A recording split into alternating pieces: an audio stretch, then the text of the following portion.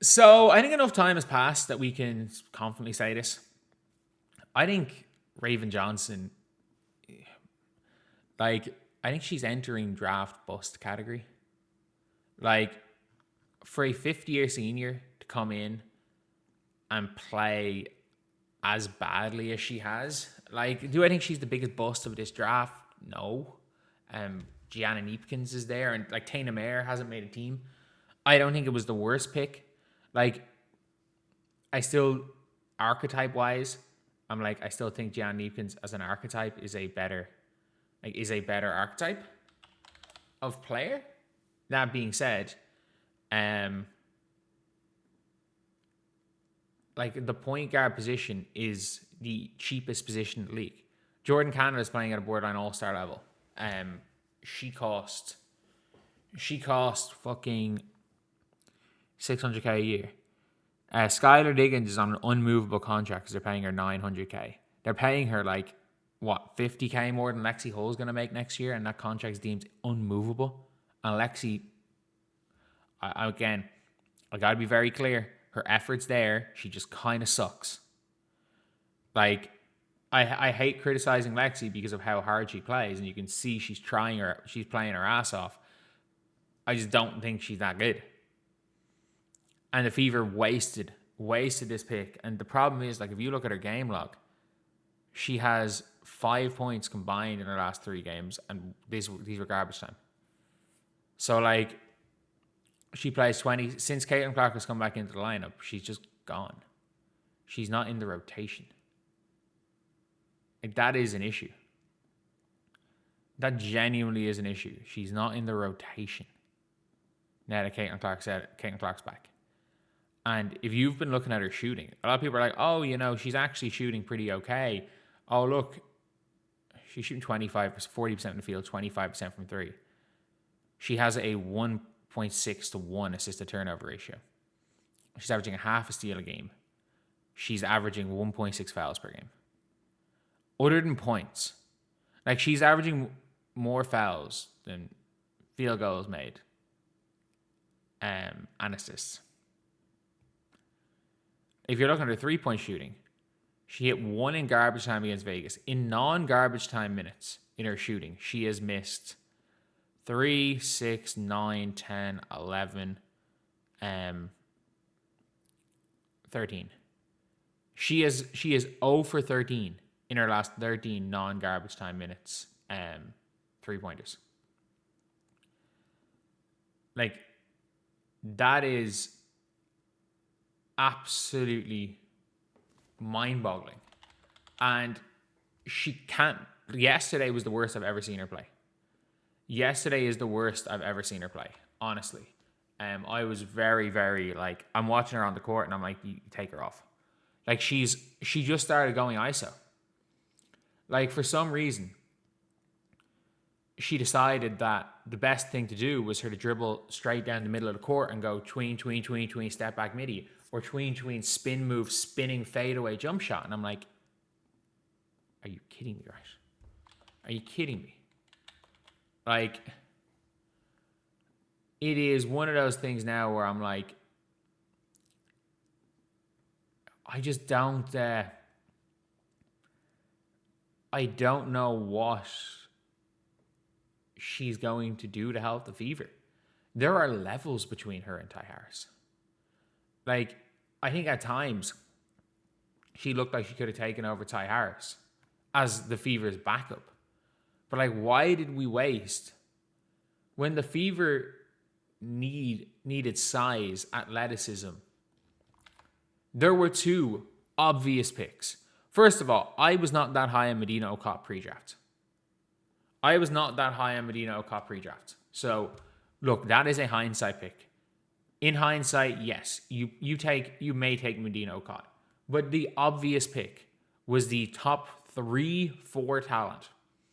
Like, a lot of people that were covering the draft, and actually covering the draft. I'm not meaning like these are the best players in college, therefore they're the top picks.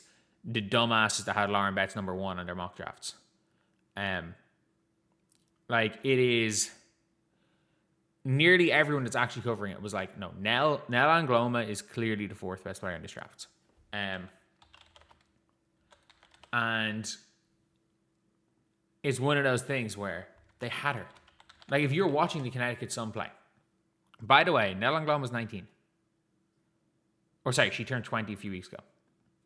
She's a kid. She is a kid. And there are flashes. Yes, her averages are very similar to Raven Johnson's. Her averages are very similar. She can't shoot.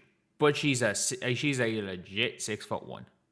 And again, she is 3.5 years younger than Raven Johnson. And she's a legit 6'1". She is an archetype that is not the cheapest archetype in the league. This was a wrong pick. And Raven Johnson is going to be a W player. Don't get it twisted. Like, this is not me saying that Raven Johnson's terrible. I think had Raven Johnson gone to, let's say, Medina Okot and Raven Johnson swap, I think there's a very good chance that Medina Okot, that's a better for both parties situation, especially now that Bree Jones is back. I think realistically, Raven Johnson would have given Atlanta some really good minutes. I think her role is that bench player, hustle player, you're weaker, like a worse version of a Casey Wallace, a worse version of what Marcus Smart became. That is the type of player that Raven Johnson can be. The problem is like, she's being paid to be productive. Like, she's the first round pick. By year 2 and year 3, she goes way above the minimum. She is being paid to be productive, and she's not. I hate saying this, but she's not productive. She is a massive negative to this team. Sorry, I'm going to be real. She's a massive net negative when she's on the floor most of the time. There are times when she can be on the floor with Caitlin, and the reason why she's okay when she's on the floor with Caitlin is that it's clear Caitlin's the point guard. And she can play the 2, and she can give energy. And I think one of the biggest problems is that, like, she's actually been okay playing the 2. When she plays the 1, she gets flustered. She gets sped up way too much. And this is a player that was brought in to be good today. She was brought in to be win now. She was not brought in to be a project. She was a 5th-year senior who played for Don Staley, who was brought in because of what they can do today. And right now, what she can do today is pretty much nothing. Like, she can play the 2, but she's now being expected to play the 1. And she's just not capable of doing it. She is incapable of playing the point guard. She can't really guard anybody because of how much of her defense is reliant on hand checking, and they call that as fouls. Again, she has fouled out in 10 minutes in a game. How much of her physicality is called as fouls? So, look, this is just, like, I think we can be very clear. Like, I hate this with the WNBA stuff where it's like, you can't question a basketball fit without it being more than that. No, I think personality fit, great. I think if this team didn't employ Ty Harris, maybe she could get enough reps at point guard to have been a competent player at that position. But right now, she's not. They don't need her for her role. The problem is her role should be backing up Kelsey Mitchell. But also, I'd rather see Sophie Cunningham or Lexi Hull slide down to the 2 than have her on the floor. That is what her role should be. Her role should be the backup.